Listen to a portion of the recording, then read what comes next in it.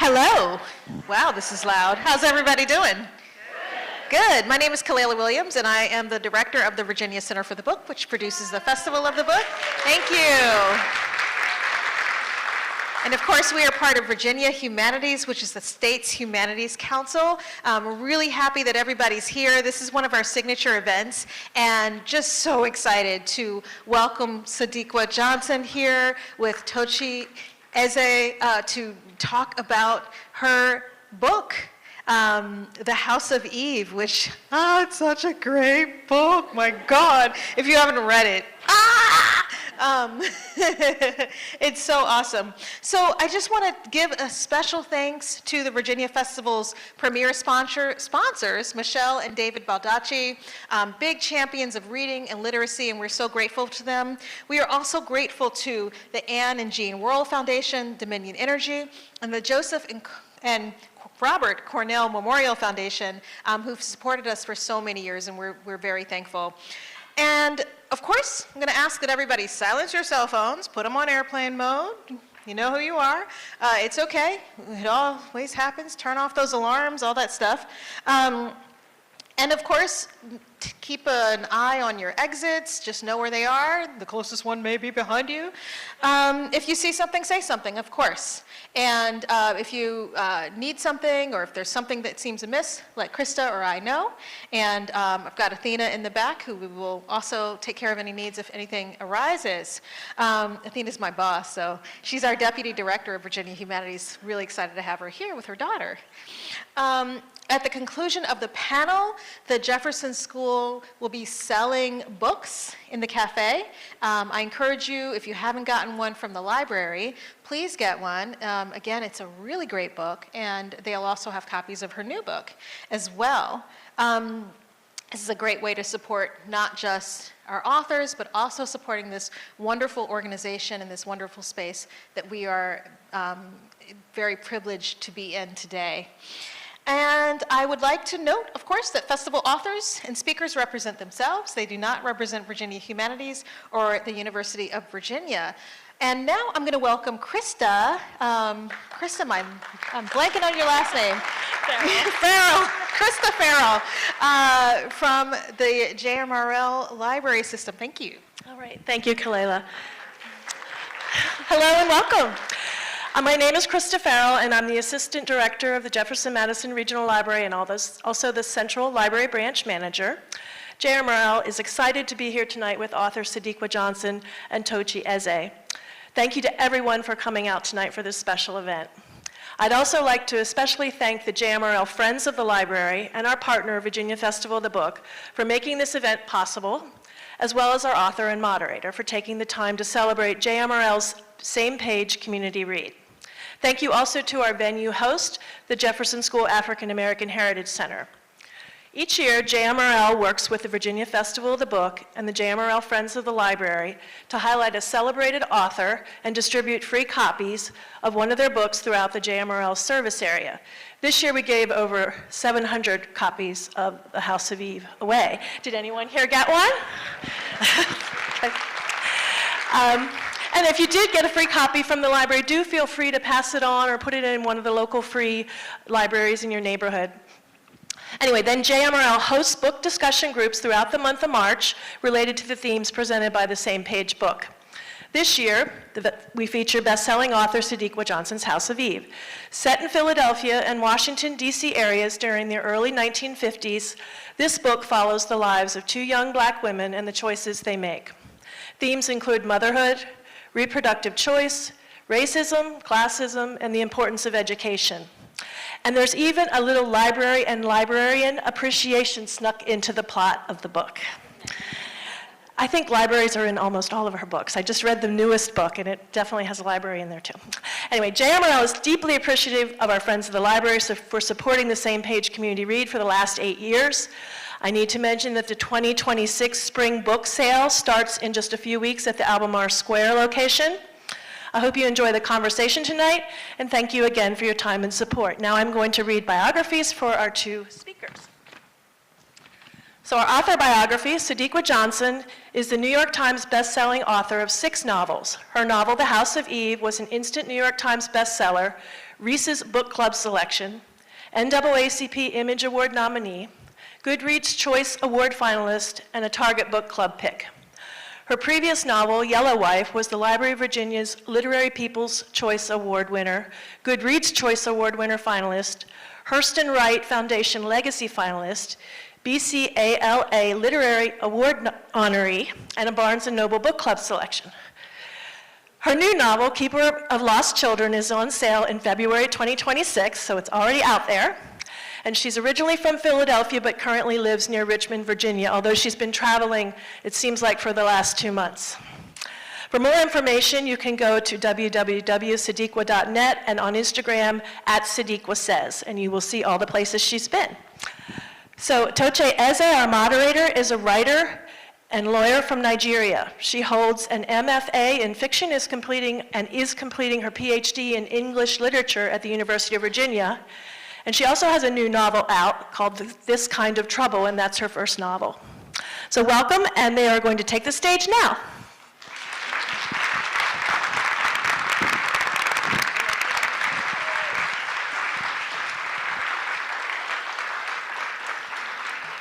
Wow, what a crowd. Thank you so much, Krista. Thank you so much, Kalila, who I can find right now. I feel like you've done the work for me by doing the introductions and just setting the frame for the conversation this evening. I just want to echo Kalila and thank the Virginia Humanities, the Virginia Festival of the Book. Thank you for having us. Thank you for the opportunity to sit in conversation with a delightful Sadeqa. It's such a privilege. And thank you to wonderful guests and readers who have taken out time on a Friday evening when you could be doing anything. Anything fun, but you've chosen to do books. So thank you for being here. I think that means we're all book nerds, right? Yes, I guess so. Yeah, I guess so. Well, thank you again, Sadeqa. We've done all the introductions, so we're just going to go straight to the conversation. For this evening, I'm going to invite Sadeqa to just read do you still want to read? Okay. Yeah, You already just said give us like it. a 5 to 7 minute reading of the text, just because she's been touring for her latest novel, and this feels kind of yesterday for her, but still evergreen and ever fresh, just to, help us sort of like juggle. So I'm going to invite Sadeqa to read for 5 to 7 minutes, and then I have a set of questions to help us contextualize the work, and then we'll open it up at about 20 minutes to the hour to the wonderful guests. All right. Okay, all right. So we were backstage, and I have been on book tour since February 10th for Keeper of Lost Children. So everything Tochi threw at me, I was sort of like digging in my brain for The House of Eve, because everything has been about Keeper of Lost Children. So this book, The House of Eve, is near and dear to my heart. It's my first of a lot of things, and I just absolutely love Ruby and Eleanor. So I'm going to read from Ruby's chapter. Dinah Washington was singing, "I Want to Be Loved," when a hard rap against the door snapped me back. "Who is it?" My voice came out husky. "Ms. Marie, it's Shimmy." I wiped my hand on my apron and sprung open the door. A pale white boy with curly brown hair stood under the fluorescent hall light. Our eyes touched, and the air around me felt sticky and warm. "Who are you?" His cheeks flushed beat, and his emerald green eyes stared at me 2 seconds beyond politeness. "Ruby? Marie's my aunt, Shimmy Shapiro." I stepped aside to let him enter. He smelled like cedar with a hint of the potatoes I pictured him having for dinner. I felt unkept in my splashed apron and wish I had left my bangs curled on my wide forehead. His eyes lingered over my canvases and paints, then turned his focus to the kitchen. "This sink here?" I nodded. and he rolled his shirt sleeves to his elbows and hiked up his dungarees. After placing his tool bag on the table, he got down on the floor. He pushed aside the makeshift curtain that covered the plumbing and pulled out a bucket. I could smell bleach and see a bottle of vinegar and a small flask that probably contained corn liquor. With his head underneath the sink, he called to me, "Can you hand me the flashlight?" I looked down at the stick hanging from the top of his bag and unclipped it. Our fingers brushed against each other's as he took it from me. "Are you an artist?" I blew out a nervous giggle. "I wouldn't say that." He rooted around and then pulled his head up and sat up. "Is it fixed?" I don't have the right tools." He took off his gloves and wiped the sweat on his forehead. "Can I have a drink of water?" Each cup I picked up was either chipped or faded, and I didn't want to feel shamed in front of this white boy. I chose my tin mug with the dented tip next to the handle. He leaned against the sink and sipped while taking in my homemade studio in the corner. "You look like an artist to me. What are you painting?" I glanced down at my bare feet. The pink polish had chipped on my big toe, and I covered it with my other foot. "Nothing really, just passing time. Can I see?" Ordinarily, I didn't show anybody besides Aunt Marie my work, but there was something in the way he asked. It had a sweetness to it that blotted away some of the sourness from my awful day. Timidly, I turned the easel his way. He moved in closer to me, then put his hand on his chin and studied it, almost like he was at a museum. "It's beautiful, but moody. What's got you so sad?" He stared at me with intense green eyes. His expression was thoughtful, and I could tell that he was actually interested in what I had to say. "Who says I'm sad? The contrasting colors, here and here. You an art critic or something?" I turned my easel away from him. "No, but I've taken a few classes at the art museum, and I know I like it." I wasn't used to compliments. His appreciation of my work made me feel foolish for turning the easel, so I dropped my hands and allowed him to see. He took in the painting again.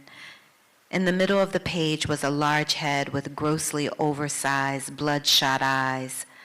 I had exaggerated the hair, making it wild and so big that it clouded and shaded out the sun.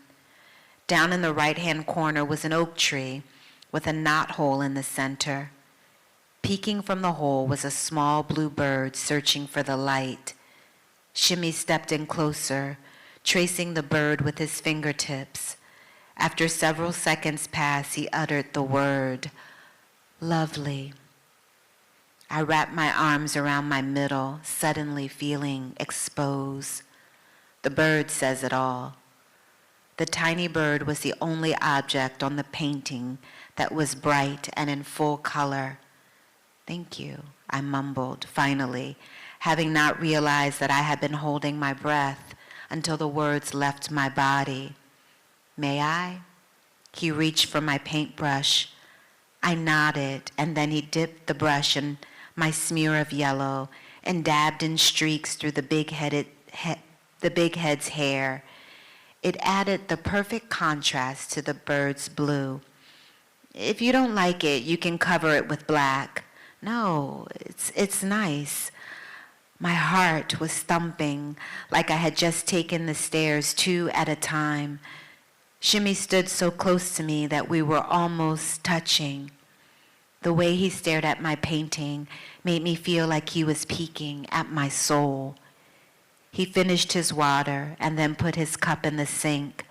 Turning for the door, he said, "I better go. Tell your aunt my mother will send somebody by. Guess I'll see you around, Ruby." When The question escaped from my lips too quickly for my brain to stop it, and I wanted to grab the word and shove it back inside. There was no reason for me to see this white boy again, even if he did like my art. I work at Greenwald's candy store, he offered a boyish grin. Come by tomorrow for a malt? We'll see. Shimmy hesitated in the hall. If you come, it'll be on me. I can pay for myself. Of course, I didn't mean, thanks for looking at the sink, I said quickly before closing the door. Dinah Washington stopped croning, and I replaced her album with Billie Holiday. Lover Man filled the room as I stood over the sink. Shimmy's mug was the only dish in the basin. I picked it up and without thinking, rested the rim against my bottom lip. Wow.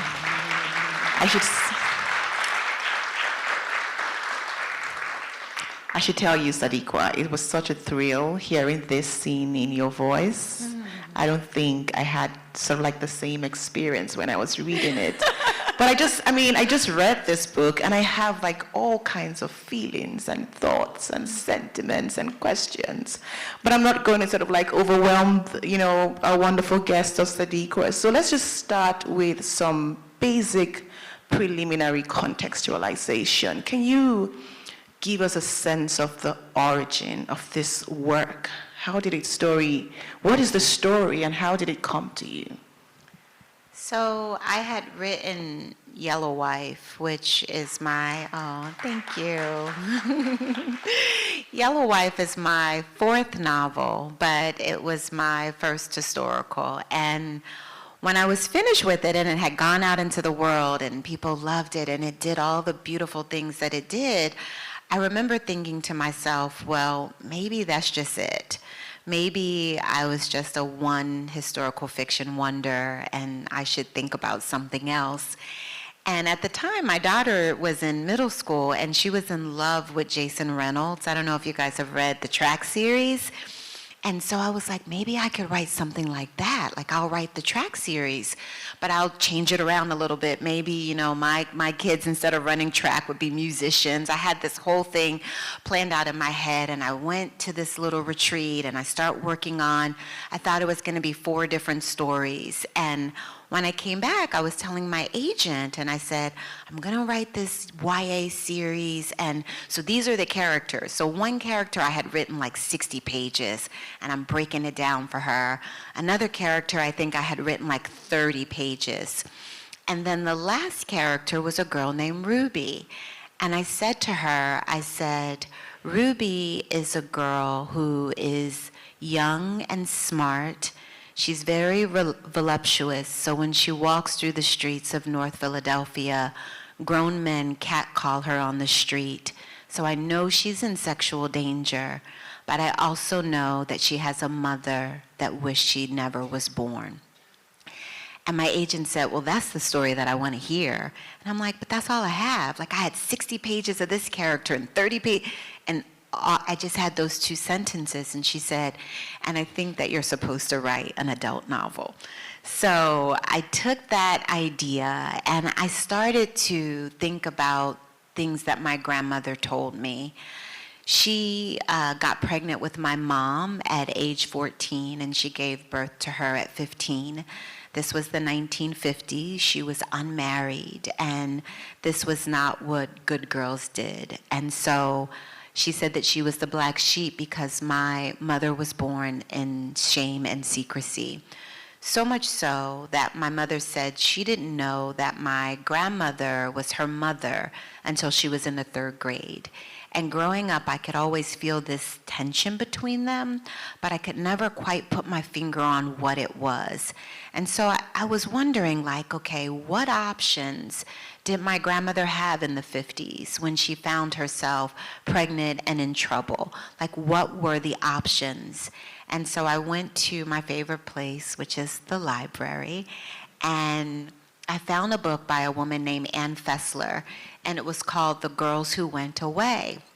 And in the book, there was 100 different girls who went into maternity homes, and it was their reason and who took them, and it was their personal story. And I thought, well, I wonder why my grandmother didn't just go into a maternity home. And just learning about these maternity homes, this was all brand new for me. But in fact, the more research that I did, I found that it was quite common.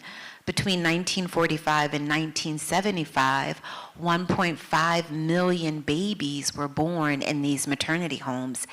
And these young girls were often forced to surrender their babies, whether they wanted to or not. And I thought, wow, this is a moment in women's history that I had not known anything about.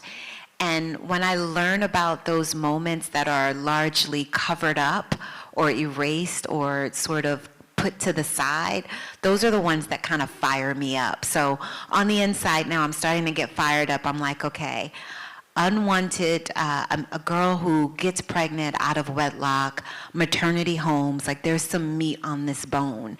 And so that was sort of my beginning of working on the House of Eve.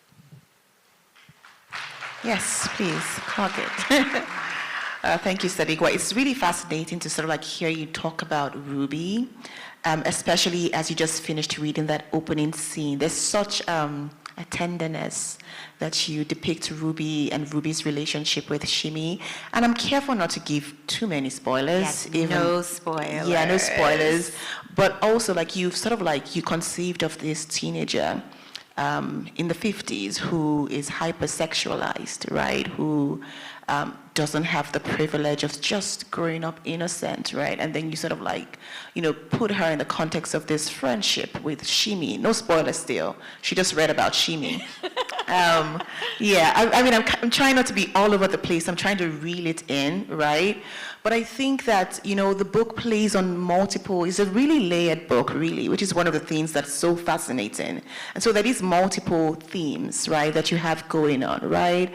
We have the question of motherhood, which you just talked about, the, you know, the maternity homes where sort of like, you know, children are sort of like separated from, you know, their mothers. But there's also the question of racial colorism. If we're sort of like thinking about, you know, loving of Virginia and all of those, you know, kind of contexts. But I think my favorite theme, I don't know if you haven't read it, sorry, but my favorite theme is just this idea of forbidden love. We see that with this young black teen and this blossoming friendship, then romance with this white Jewish boy. But then we haven't talked about Eleanor, which is the other character who is in, and she's a same race relationship, but is also color playing. So I wonder if, you know, there's something particularly about using the idea of like color and ethnic identity as a marker of like the forbidden, transgressive. Yeah. I mean, I really love forbidden love, right? We're always sort of rooting for that love that's not supposed to happen. And, you know, for Ruby and Shimi, for my own, my grandmother, my grandfather couldn't marry her. My grandmother was mahogany brown, and she was from one side of North Philadelphia, and he was light and bright from the other side of the tracks. And so in the 50s, his mother didn't want my grandmother as a granddaughter, as a daughter-in-law. And so she marked my grandmother not good enough for him. And so that was a marriage that was never going to take place. And because of that, I started thinking about it. And honestly, I was in the car with my daughter, and I was telling her this, and I said, so I guess Ruby's love interest needs to be very light-skinned so that there's this contrast of colorism. And she says to me, she was like, Mommy, up the ante, make him Italian.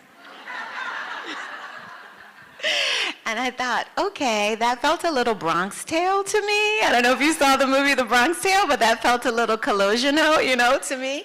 And so I started thinking about what she said, and I knew that Ruby lived in North Philadelphia, which is where my mother and my grandmother was from. And so when I did some research, I realized that Black people and Jewish people lived very close together in North Philadelphia, and that their lives intersect through goods and commerce. And so I thought this would be a really easy connection for these two teens to sort of meet each other and have this relationship. And so that was sort of where that forbidden love came from. And then Eleanor is a whole nother story. So when I started writing The House of Eve, I thought it was Ruby's story alone. And I was having a hard time figuring out how to carry the whole story with just her perspective. And I was sitting in my office one day, and I felt this presence come over me. And it was intense, it was aggressive, it was strong, it was defiant, it was Eleanor. And she said, Sadeqa, I need your help. I need to have a baby. And I was like, ooh, where did this come from? And I have had this experience before where a character will come in the middle of me writing a book, and this character will completely and utterly take over the story. And I thought, I can't let you do that, Eleanor. Like, this is Ruby's book. So I had to sort of push her away a little bit. And then I went and I watched Toni Morrison's documentary, The Pieces I Am. And in the documentary, Toni Morrison went to Howard University in Washington, D.C., and she went in the 50s, so it was sort of on par with my book. But Toni Morrison said that she didn't know that Black folks separated themselves by color until she stepped foot on an all-Black campus of Howard University. She was from Ohio, and in Ohio, they got along with everybody. It was Blacks, it was Poles, it was Italian, and they were really just trying to stay afloat. They didn't have time to like break the race down by color. And I thought, that's pretty interesting. And so Eleanor then, I was like, she's gonna be from Ohio, and she's gonna have that same sort of perspective. And when she gets to Howard, she's sort of taken aback about colorism because it wasn't something that she had experienced until that moment. It's fascinating. I feel like there's something really exciting when writers talk about characters that sort of like just force them, just pry the door open, and it's like, put me in. So I really sort of like, I love it. I love sort of like hearing how Eleanor came into the story. And, you know, I mean, Ruby is such a strong, compelling presence, but there's something, you know, quiet, you know, almost subtle about Eleanor's desire for motherhood. This desire that has been, is it a spoiler? It's not a spoiler. It's not a spoiler. But there's some kind of like secrecy, right? In just the way that Eleanor and her family choose. I'm not going to say how their paths intersect, right? But I just want to put it out there that I'm really interested in that. But I don't think let's just pivot to a craft question, just to be safe, Yeah. So we have these two women, right? You know, whose lives and whose stories come to intersect in the novel. Two strong women, two women who are grappling with the social cultural conditions of the time, who are sort of like negotiating what it means to be Black female and to belong in spaces or to be excluded from spaces, right? And who are trying to sort of like grapple with meaning in all these registers. But there's something, you make some craft choices in writing the story that I found really fascinating. And so we hear from Ruby, and Ruby is narrated in the first person, and then we hear from Eleanor, and Eleanor is narrated in the third person. And I was just really curious, why?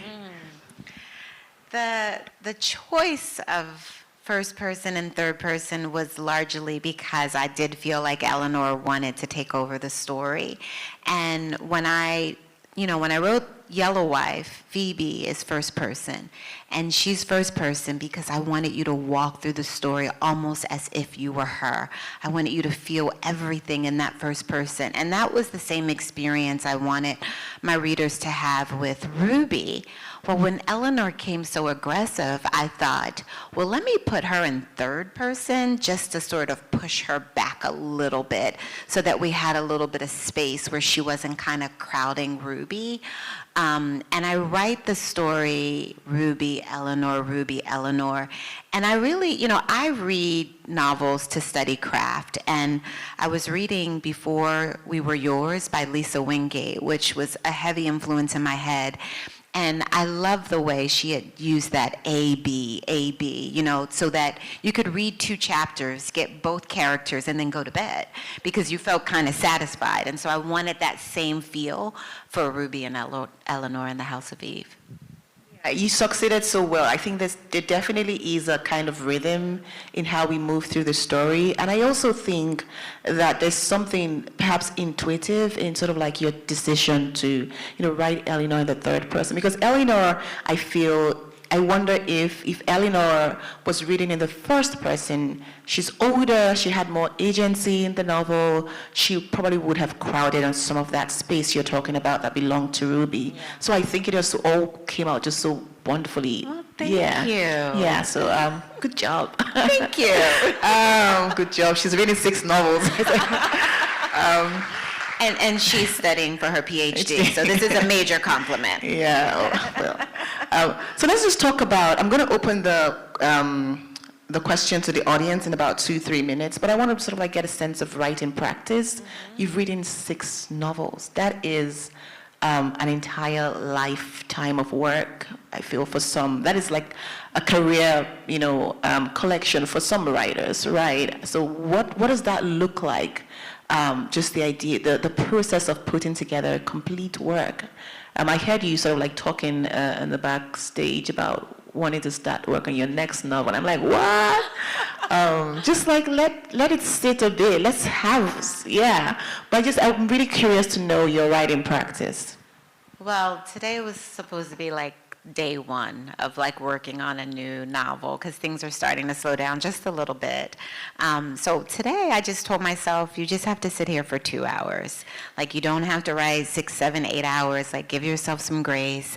I already have something sort of sketched. I did a little research sort of in between things. So it was more a matter of let's review what you were thinking and figure out how you get started on this. So I usually start off kind of slow. I give myself a little bit of space, 2 hours a day. I'm a morning writer. So I get up, I do my workout, I pray, I meditate. I always meditate before I write, although I did not meditate today. So I'm sort of kind of lying up here on stage. But normally, when I'm in a rhythm, I meditate first because I think that as a writer, I have to prepare my body. My body is sort of the instrument in which the story comes through. And so I need to clear my mind and prepare my body, and then I write. And so I'll do 2 hours a day until I start to get a rhythm, and then I'll add 3, and then a little more, and then 4. And I would say I get up to somewhere between 4 to 6 hours a day is sort of my norm once I'm really in the story. But 6 novels doesn't really feel like 6 novels. I just want to tell you that every single time I sit down, like I'm afraid, I am terrified right now. Like it was so hard to make myself sit down today to just try because every time it's like doing it for the first time. There's no like, well, you've written 6 novels, so girl, this should be easy. And every time my heart is beating fast and I'm like, is this a good idea? Is this a good story? Am I gonna really be able to write it? And so like all last night I was like coaching myself, like tomorrow is the day. Like I cleaned my office yesterday because that was like the prep, like clean it, sage it, wiped everything down, vacuumed. It's like today is the day. So it is not like 1, 2, 3. It's still that same feeling.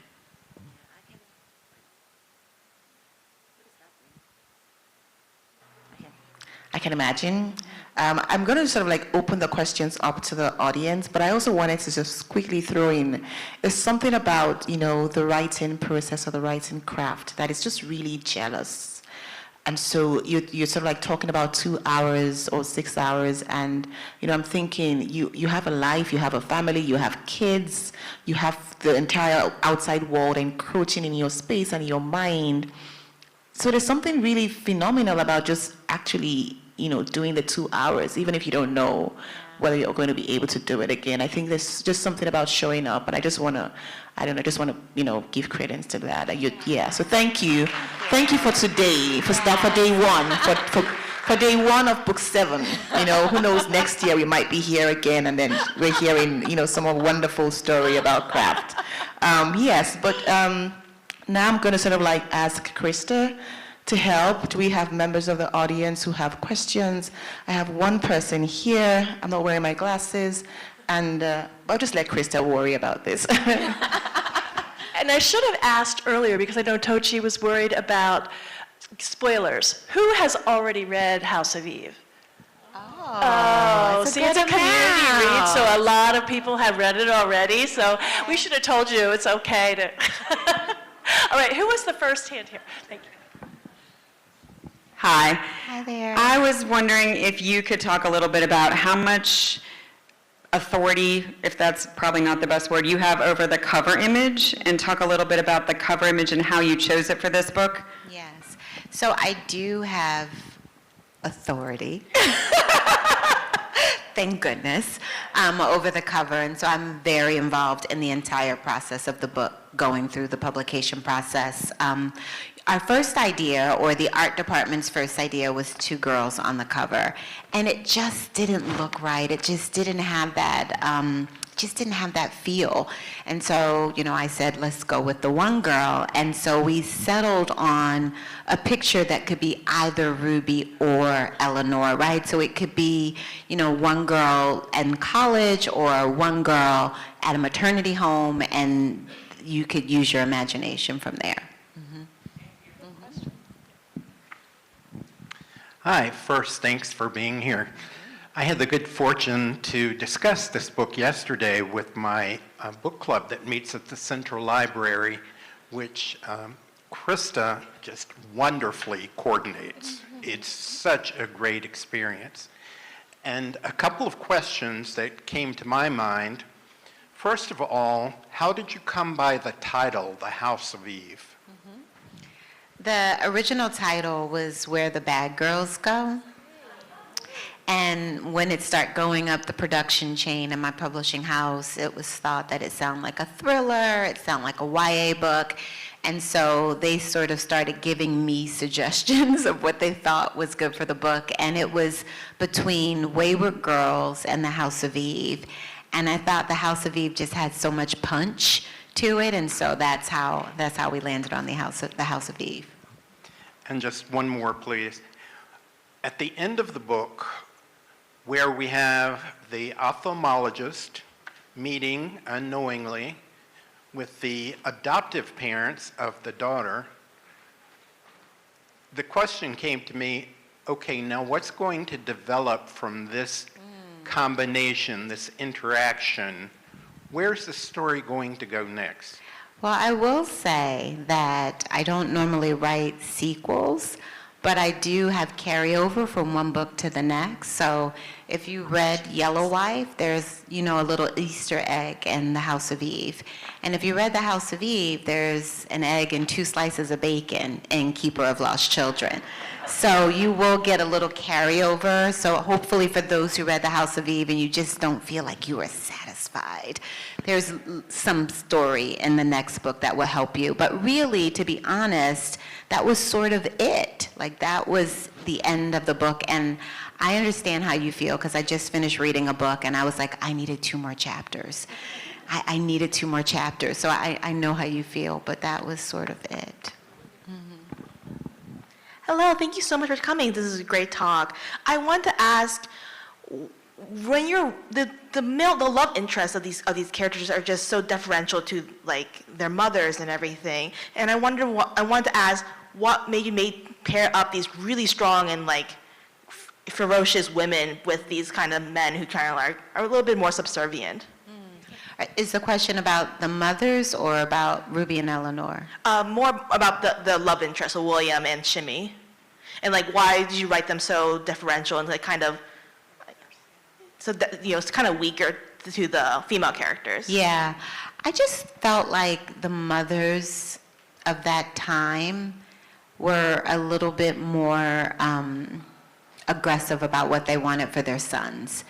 I think I have a son, and I think, like, in my mind, that kind of sometimes makes sense, but I wouldn't actually do it, right? Like, I wouldn't actually go through it. But I feel like during that time period, mothers were very aggressive about keeping their legacy a certain way, making sure that their legacy would survive and thrive. And I felt like, while the boys felt like, what's going on here, Mom? Like, this is the girl who I love. Like, it's not a big deal. The mothers were looking beyond just love. They were looking at legacy. Hi, thank you for being here. This has been a great talk. I was wondering if you could talk about how you developed Aunt Marie's character, as somebody who doesn't fully conform to the gender norms of the time, and any inspirations behind that. Yes. Aunt Marie was definitely inspired by a real-life woman who I found, and her name is escaping me right now, but it should come back to me. You're like the last time I had this talk, I said, her name is escaping me, and someone raised their hand and told me what her name was. I was like, that's it! But she was a real life person, and she grew up, she was coming of age in the 30s and the 40s and the 50s, and she was a lounge singer, she was a piano player, she played in the juke joints in New York and Philadelphia, and she wore what she cross-dressed, and she kissed who she wanted, and she had raunchy language, and so I just thought she needed a voice, and I thought Aunt Marie was a good place for her. I'm gonna think of her name though.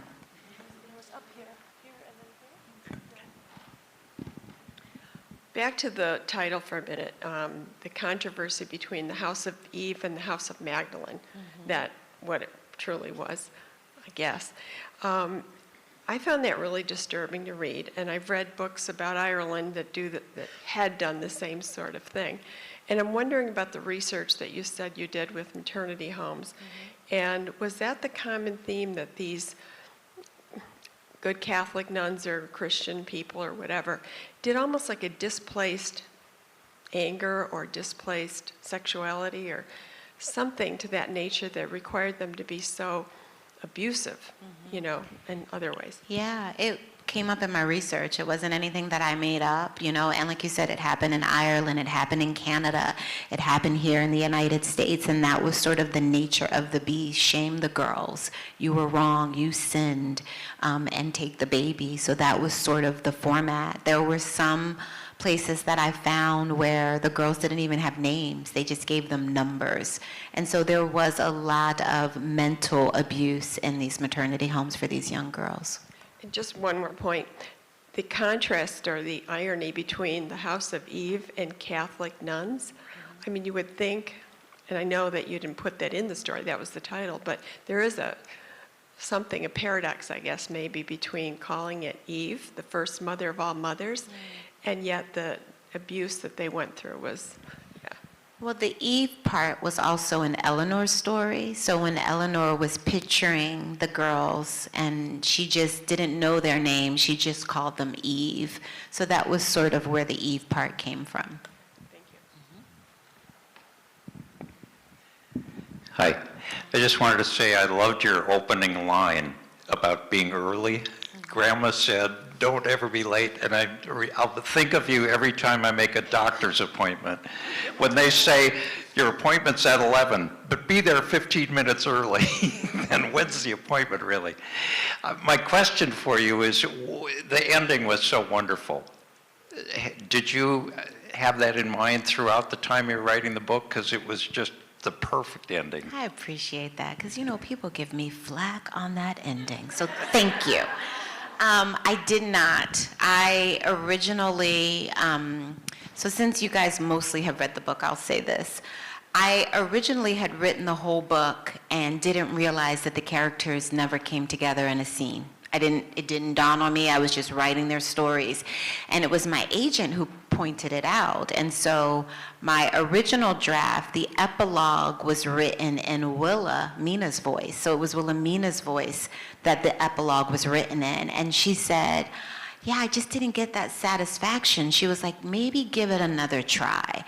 And so when I switched the epilogue to Eleanor's voice, I was able to create what you got. And so, and a lot of times I think I know the ending until I actually get to the ending, and then it surprises me.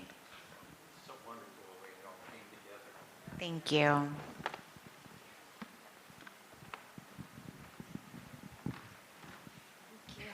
Hi, my name is Shalyn. Similarly to another person's question, I'm a character-driven reader. I really love characters, and I love shimmy. Like, love shimmy. Lots of hearts throughout my book every time there's a shimmy scene. And maybe it's because I'm a little biased to loving shimmy, but I felt like there was such an intimacy when you wrote about shimmy that I felt like William's character lacked. And I was wondering if maybe that's just my interpretation or if that was intentional, like the pullback that his character had. I think he was younger too. Like Shimmy was like puppy love younger, so everything was more vulnerable. Everything was like right at the surface skin touch, where William was a little more mature. He was, studying to be a doctor, and so his focus and Shimmy's focus were two different focuses. Thank you. You're welcome. And I'm glad you like character-driven, because that's what I tend to write. I'm not really a plot-driven writer. I'm more of a character-driven writer. Okay, any other questions? No? Go ahead, shout it out, Dylan. So you use a lot of music throughout your narrative, and you have a lot of authors or songwriters like Billie Holiday mentioned, Washington, Wild Bill Born. I was wondering if any of those songs have a special connection with you, or if there was a specific meaning behind their. So the question is the music that you feel and hear throughout the book. I write to music, and so if I'm writing a story that's happening in the 50s, I'm listening to music that took place in the 50s. If I feel it's a bluesy, I'm listening to blues. If I feel it's jazzy, if it's pop, whatever. And the book sort of wraps the music throughout, but it also helps me with my writing. It's almost like my soundtrack to sort of pull on certain emotions or feelings or colors or, I'm a feel it, taste it, touch it type of writer. And so I try to bring all my senses in, and so the music is part of bringing in the senses. Okay, anyone? A couple more? So not to give anything away for your next book, and I know that you're trying to get in that vibe, trying to get in the groove, can you kind of give us is it historical fiction, or is it, where are you leaning? Are you talking about the book that I'm on day one for? Yeah, the one that you're on day one. Well, as of day one, it's going to be another historical. Oh, awesome. Yeah, Thank it's going to be you. another historical. It right now is feeling like it's probably going to be in the 50s again. Okay. And I think my focus, all right, I can tell you guys, right, because we like Virginia family, right? This is a Virginia family, so it'll stay in this room. But I think my focus is, I've been doing research on Black beaches prior to desegregation and what that was like. And so I think I want to incorporate that in some way into the story. Awesome, I'm looking forward to it. Thank you. Awesome. I think there was someone two back there. I will say, as I walk that way, in a book group, we haven't talked about Greta or Rose, but those two characters, people had feelings. It was back here, right?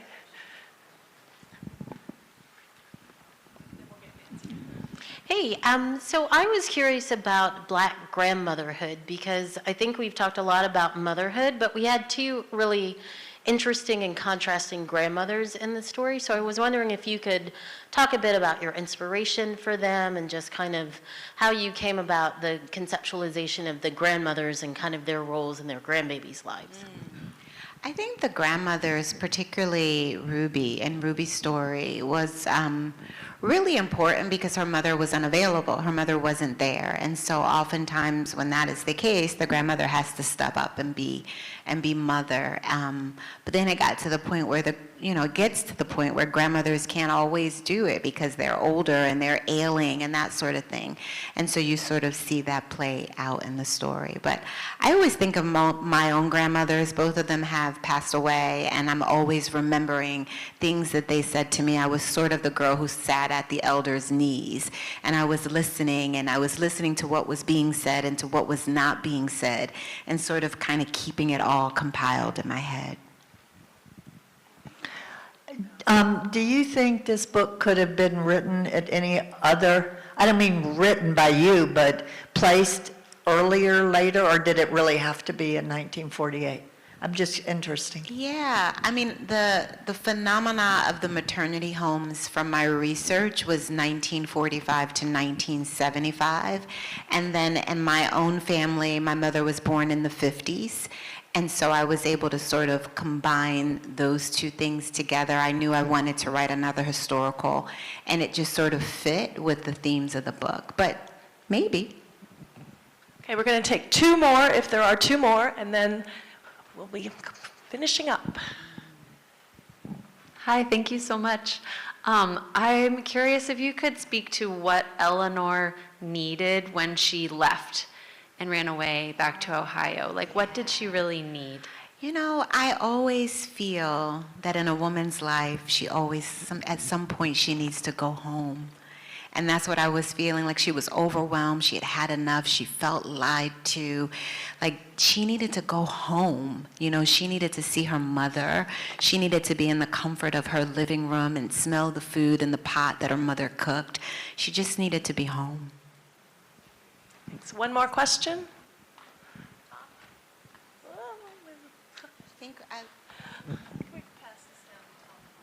Greta. How did you get to Greta? She was such a despicable character, talking about Greta and the capital B. It was just incredible. I had such a visceral feeling every time she showed up in the story, and I hated her. I just absolutely hated her. Wow. How did you find Greta? Yeah. Greta wasn't actually too hard to find. I feel like we all know a Greta. We all know a Greta. So she wasn't too difficult to find. And I think with Rose Pride sort of egging her on, it made her even a stronger character. Yeah. Okay. In the back, yes. He had his hand up. We'll end with you, sir. You talked about, You talked about coloration and discriminating among, on that scale.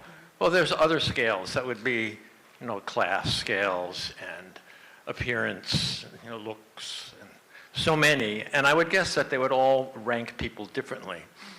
What do you think about the tension between, in the situation where people are judging each other by these different criteria? Sometimes you're at the top of that list and sometimes you're at the bottom. Yeah. I mean, I think it is sort of the way of the world, right? Like, we don't necessarily always want to walk through the world with a bias, but sometimes we are biased. I think it's ingrained in us. I think it's something that we probably all work internally not to be that person, but sometimes it's a little difficult. Yeah. Thank you. We're going to wrap it up. We thank you all for coming, first of all, and thank you to our... Yes. Thank you, Krista. Thank you. That was such a wonderful crop of just questions, really engaged, really enthusiastic. Thank you, Sadeqa. I feel like you've taken some of the answers to questions I had in my head. So Sadeqa is going to be signing copies of House of Eve. I think we have a designated spot. I don't see where. I think somewhere in that room.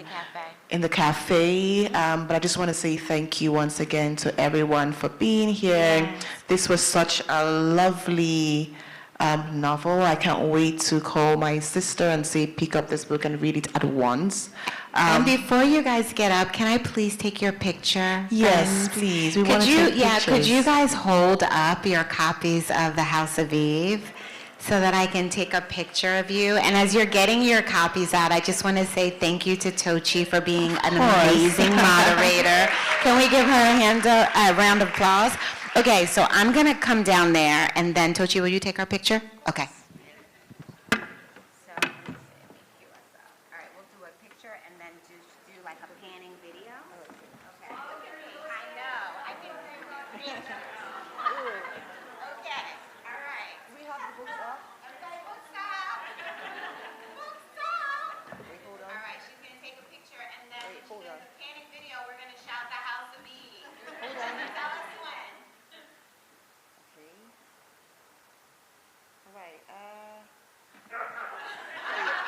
One second. I'm trying to sort of like get a wider. Oh, great. Awesome. Okay. All right. Wait, on 3, say House of Eve. Okay. 1, 2, 3. The House of Eve.